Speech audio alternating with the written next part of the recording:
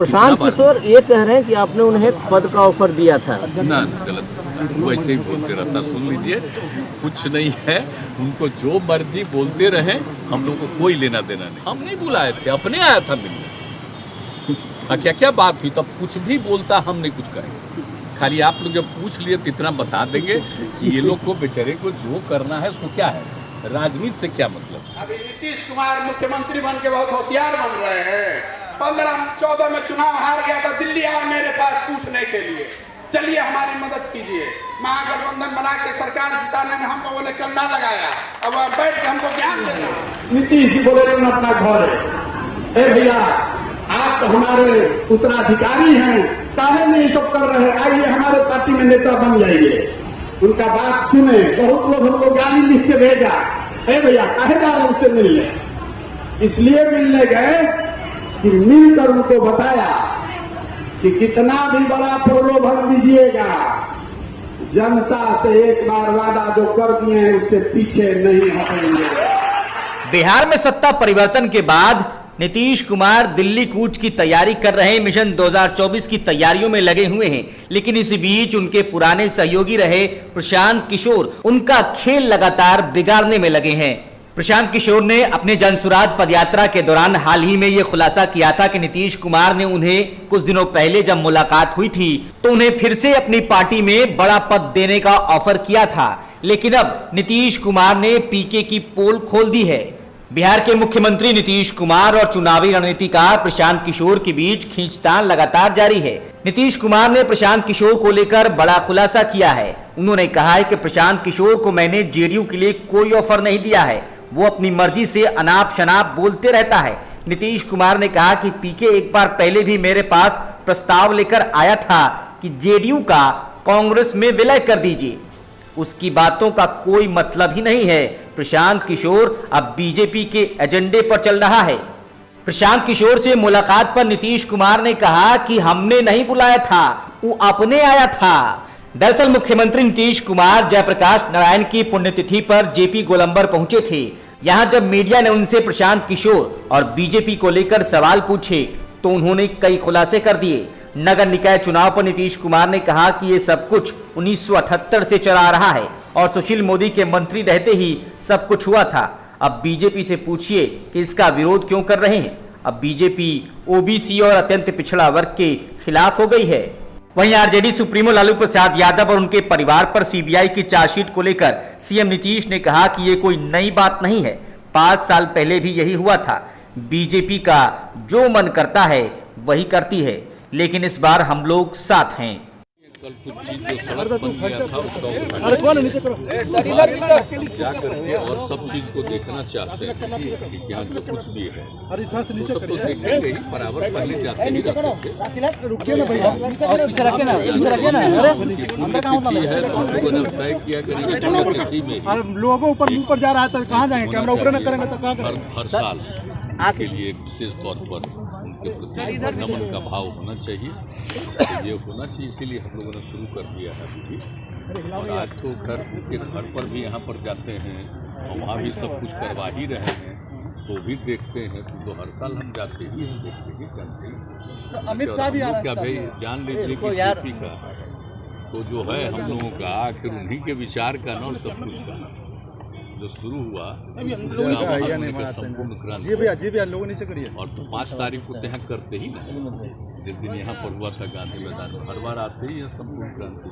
तो जो कुछ भी है तो आखिर जो इनका विचार है तो हम लोगों का क्या है, गांधी लोहिया जयप्रकाश सब लोगों की बातों को ही तो हम लोगों के बीच में ला रहे हैं और उन्हीं के हिसाब से काम करने की कोशिश करते हैं। सब कुछ कर रहे हैं, सब कुछ करते हैं।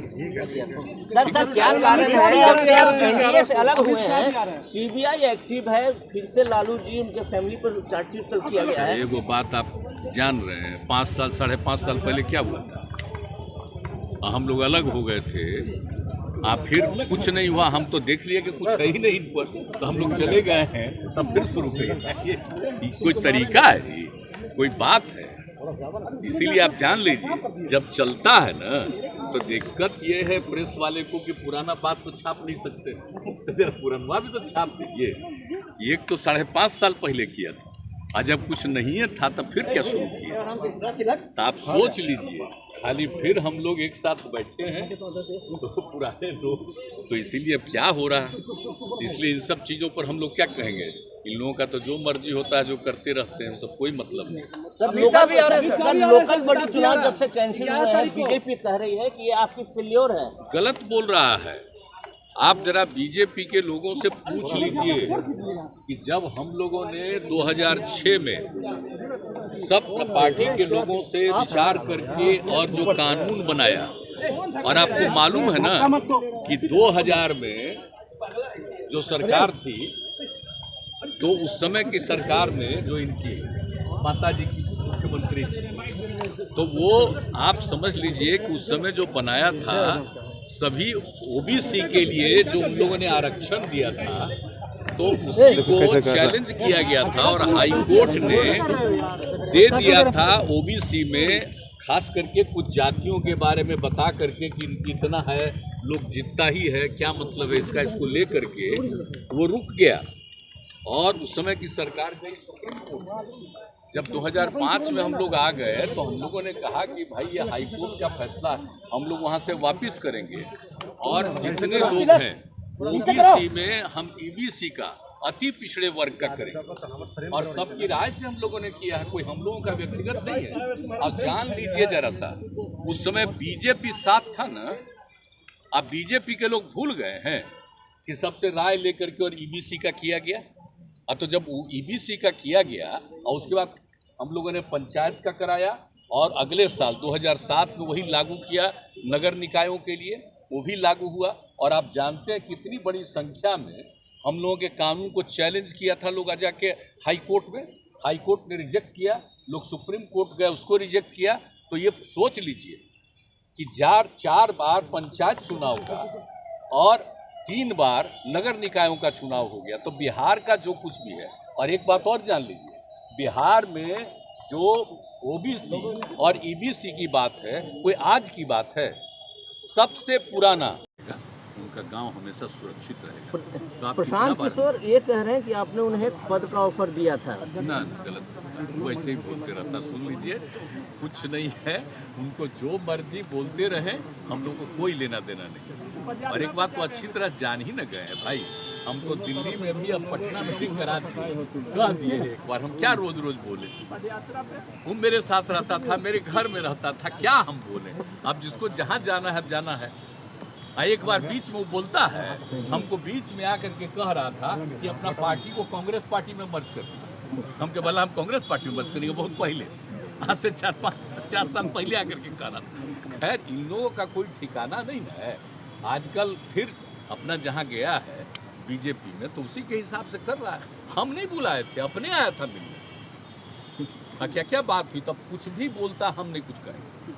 खाली आप लोग जब पूछ लिए तो इतना बता देंगे कि ये लोग को बेचारे को जो करना है उसको क्या है, राजनीति से क्या मतलब है, कोई मतलब है? कोई चीज नहीं, अपना बोलते रहता है, बोलने दीजिए, छोड़िए, हमको कोई लेना। अच्छा है जब मदद कर रहा है और उन लोगों के साथ है, बढ़िया है, बेचारे को वहाँ भी जगह मिल जाए केंद्र से भी, ठीक है। मतलब साफ करें कि वो बीजेपी के साथ मिले हुए हैं, यही बात ना। भैया उसी का काम ही कर रहा है।